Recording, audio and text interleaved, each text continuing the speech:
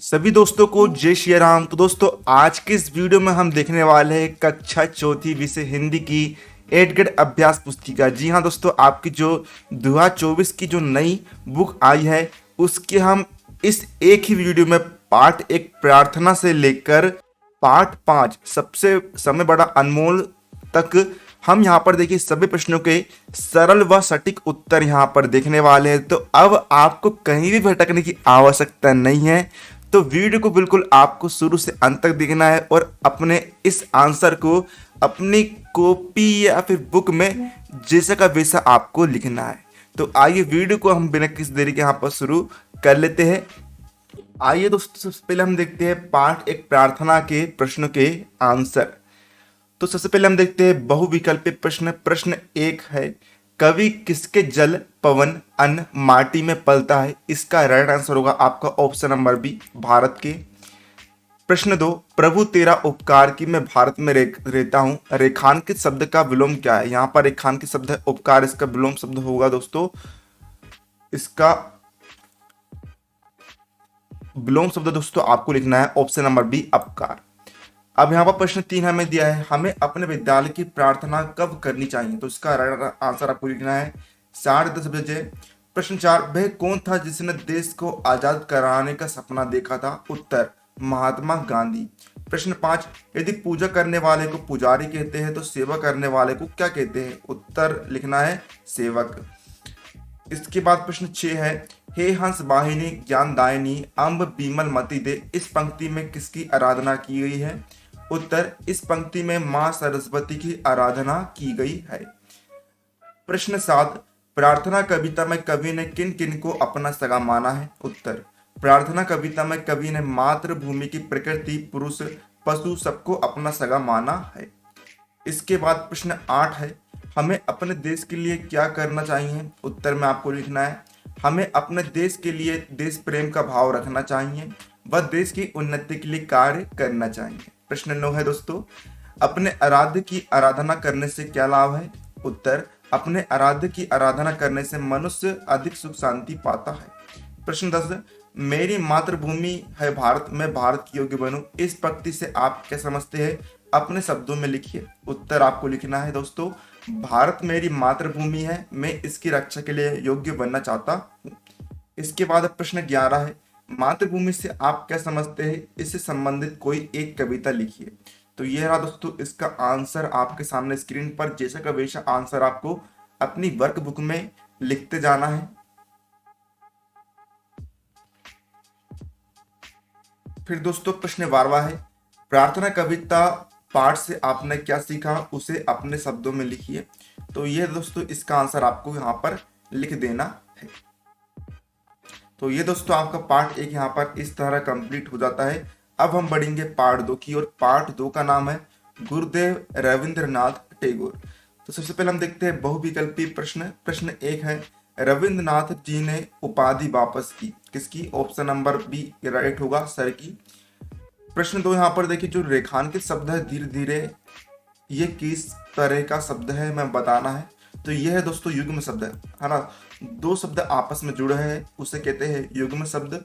अब दोस्तों प्रश्न 3 है, रविंद्रनाथ टैगोर को बचपन में किस नाम से बुलाते थे? उत्तर, रवि। प्रश्न 4, इंग्लैंड के सम्राट ने गुरुदेव को कौन सी उपाधि दी? उत्तर होगा सर की उपाधि दी। प्रश्न 5, रविंद्र मीठा गाते थे, वाक्य में रेखान के शब्द का विलोम शब्द क्या है? यहाँ पर हमें मीठा का विलोम शब्द लिखना है, तो ये हो जाएगा आपका कड़वा। प्रश्न 6 है, कोकिल कंठी से क्या आशय है? उत्तर, कोकिल कंठी से आशय है जो बहुत अच्छा गाता हो या मधुर स्वर। प्रश्न 7, रविंद्रनाथ टैगोर द्वारा सर की उपाधि वापस करना ठीक था या नहीं? अपने विचार लिखिए।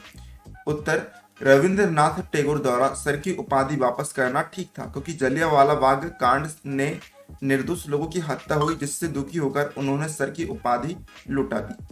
प्रश्न 8, जलियांवाला बाग कांड के बारे में अपने शब्द लिखिए। उत्तर, सन 1919 में अमृतसर के जलियांवाला बाग में अंग्रेजों के विरोध में शांतिपूर्वक सभा कर सैकड़ों लोगों पर अंग्रेजों ने गोलियां चलाई, जिससे सैकड़ों निर्दोष लोग मारे गए।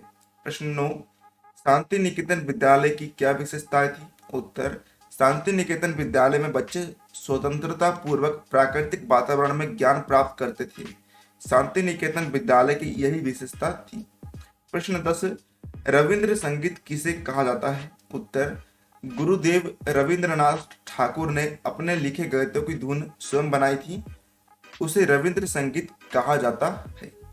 अब यह दोस्तों आपका प्रश्न 11, गुरुदेव रविंद्रनाथ टैगोर के किन गुणों से आप प्रभावित हुए, उन गुणों को अपने शब्दों में लिखिए। तो ये रहा इसका उत्तर है ना, रविंद्रनाथ टैगोर के यहाँ पर गुणों के बारे में वर्णन किएगा, तो आप इसका आंसर यहाँ पर देखकर लिख लीजिएगा। अब प्रश्न 12 है हमारा, गुरुदेव चित्रकथा के आधार पर रविंद्रनाथ ठाकुर के जीवन का सार अपने शब्दों में लिखिए। तो इस तरीके से देखिए यहाँ पर सार को आपको लिखना है। यह रहा आपका, ये इस तरह आपको आंसर अपने वर्कबुक में लिखना है। तो ये दोस्तों आपका पार्ट 2 यहाँ पर कंप्लीट। अब हम बढ़ते हैं पार्ट 3 की ओर। पार्ट 3 का नाम है सीखो।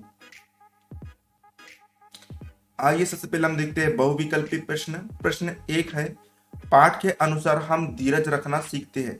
किससे सीखते हैं? ऑप्शन नंबर बी करेक्ट होगा, दीपक से। प्रश्न 2, मोहन स्कूल नहीं जाना चाहता इसलिए वे बीमारी का बहाना बनाता है। रेखांकित शब्द का तुकांत शब्द कौन सा है?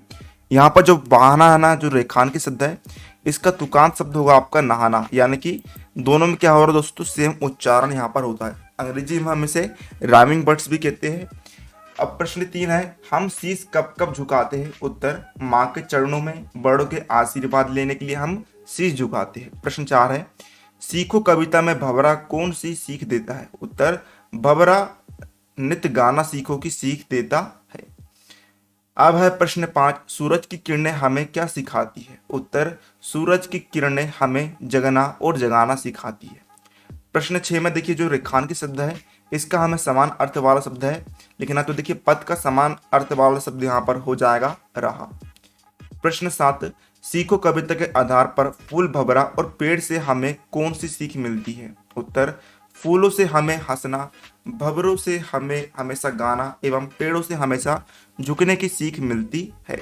प्रश्न 8 है, सीखो कविता जैसी कोई अन्य कविता की 4 पंक्तियां लिखिए। तो देखिए इस तरह आपको पंक्ति लिखना है। सूरज की किरणों से सीखो जगना और जगाना, लता और पेड़ों से सीखो सबको गले लगाना। प्रश्न 9, अपने देश के लिए आप क्या करना चाहेंगे? उत्तर, हमारे देश के लिए हम मर मिटना चाहेंगे और देश की रक्षा के लिए सब कुछ न्यौछावर करना चाहेंगे। प्रश्न 10, धरती माता सभी प्राणियों की सेवा किस प्रकार करती है? उत्तर लिखेंगे, हवा, पानी, मिट्टी, वातावरण, जैव विविधता और हम सब के लिए है। पृथ्वी ने हमें जीवन रूपी महत्वपूर्ण उपहार दिया है। यह उपहार सभी के लिए समान अधिकार, कर्तव्य और रक्षा के लिए है। अब है प्रश्न 11, सूर्य, पेड़ और दीपक में से किसी एक विषय पर 5 से 6 वाक्य लिखना है। तो देखिए हम यहाँ पर लिख रहे हैं पेड़ के विषय में 6 वाक्य। तो इस तरीके से दोस्तों आपको सारे 6 वाक्य आपको लिख देना है। इसके बाद लास्ट क्वेश्चन इस पार्ट का, प्रश्न 12, सीखो कविता का भावार्थ अपने शब्दों में लिखिए। तो इस तरह यह आपको उत्तर यहाँ पर लिख देना है, आप देख लीजिए। तो ये आपका पार्ट 4 में यहाँ पर कंप्लीट, पार्ट 3 भी आपका यहाँ पर कंप्लीट इस तरह हो जाता है। अब हम बढ़ते दोस्तों पार्ट 4 की ओर। पार्ट 4 का नाम है गुलाब जामुन। गुलाब जामुन, गुलाब जामुन, ठीक है। तो दोस्तों सबसे पहले हम देखते हैं बहुविकल्पी प्रश्नों के सही सही उत्तर। तो प्रश्न 1 है हमारा, किसी फल एवं फूल के नाम को जोड़कर बनने वाली मिठाई कौन सी है? तो यहाँ पर इसका राइट आंसर होगा दोस्तों आपका बी नंबर के गुलाब जामुन, है ना। यहाँ पर देखिए गुलाब क्या है, फूल है, और जामुन फल है। तो फल और फूल के नाम को जोड़कर यहाँ पर मिठाई का नाम बन रहा है। प्रश्न 2, यहाँ पर जो रेखांकित शब्द है ये क्या है? अच्छा क्या है? विशेषण ही होगा, ऑप्शन नंबर सी करेक्ट हो जाएगा। अब दोस्तों हमारा प्रश्न 3 है, गुलाब जामुन अगर मीठा नहीं होता तो कैसा लगता? उत्तर, गुलाब जामुन अगर मीठा नहीं होता तो वह स्वादहीन लगता। प्रश्न 4, रम्मू के मन की कब हुई? उत्तर, रम्मू की माँ और बुआ जी की गली में जाते रम्मू के मन की हो गई। प्रश्न 5, पाठ के आधार पर वह कौन थे जिनकी 2 साल से भेंट नहीं हुई थी? उत्तर, ताऊ जी और ताई जी। प्रश्न 6, मुझे मीठा खाना अच्छा लगता है। इस वाक्य में विशेषण शब्द को छांट कर लिखना है। तो दोस्तों इसमें विशेषण शब्द होगा मीठा। प्रश्न 7, दावत में यदि बड़े भाव को 2 गुलाब जामुन मिले और आपको एक मिले तो आप कैसा महसूस करेंगे? उत्तर, यदि बड़े भाई को 2 गुलाब जामुन मिले और हमको एक मिले तो हमें अच्छा नहीं लगेगा, हमारा मन संकोच और पश्चाताप करेगा। प्रश्न 8, घरों में मिठाई या पकवान कब कब बनाए जाते हैं? उत्तर, हमारे घर मिठाई या पकवान जब हमारे घर रिश्तेदार आते हैं एवं किसी त्योहार पर बनाए जाते। प्रश्न 9, रम्मू की जगह अगर आप होते तो क्या करते? उत्तर, रम्मू की जगह अगर हम होते तो हमें भी मिठाई प्रिय होती, हम भी रम्मू के जैसे, हम भी हार नहीं मानते। प्रश्न 10, आपके घर में त्योहारों पर कौन कौन सी मिठाइयाँ बनाई जाती है, उनके नाम लिखिए। उत्तर, हमारे घर में त्योहार पर निम्न मिठाई बनाई जाती है: जलेबी, गुलाब जामुन, पेड़, ये सभी आपको नाम लिख देना है। अब प्रश्न 11 है दोस्तों, गुलाब जामुन कहानी के किस बात से आप प्रभावित हुए और उसे अपने शब्दों में लिखिए। तो ये रहा इसका उत्तर आपके सामने स्क्रीन पर, जिसे आप देख सकते हैं।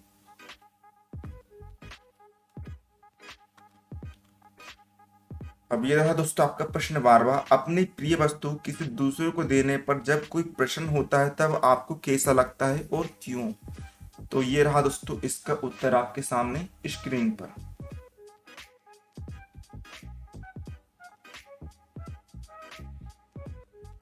अब दोस्तों हम बढ़ते हैं पार्ट 5 की तरफ। पार्ट 5 का नाम है समय बड़ा अनमोल।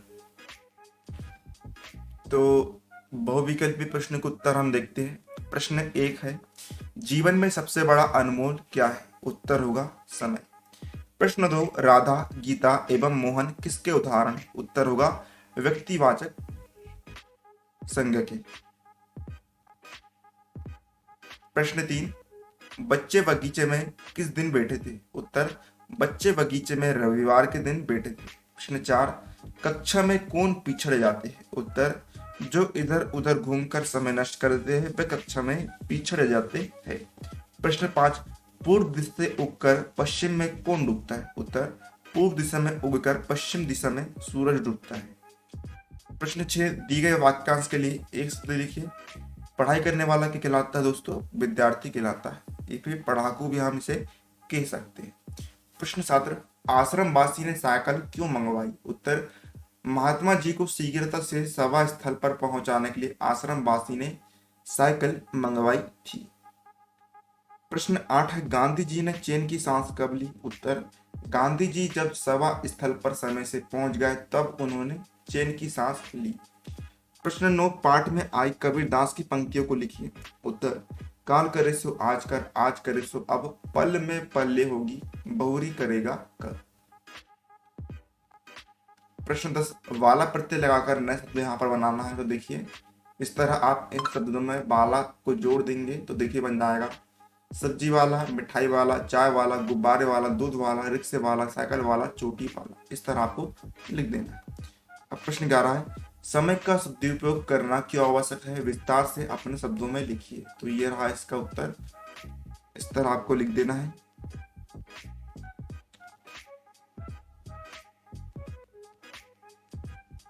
प्रश्न 12, महात्मा गांधी के बारे में 8 वाक्य लिखिए। तो देखिए इस तरह आप 8 वाक्य लिख देंगे महात्मा गांधी जी के बारे में। तो इस तरह दोस्तों हमने यहाँ पर इस एक वीडियो में कक्षा चौथी विषय हिंदी के एडगेट अभ्यास पुस्तक के पाठ 1 से लेकर 4 तक के सभी प्रश्नों के उत्तर हमने देख लिया है। उम्मीद है आपको वीडियो पसंद आता है, वीडियो को लाइक कर दीजिएगा। मिलते हैं आपको अगले किसी नए वीडियो, तब तक के लिए जय हिंद, जय भारत।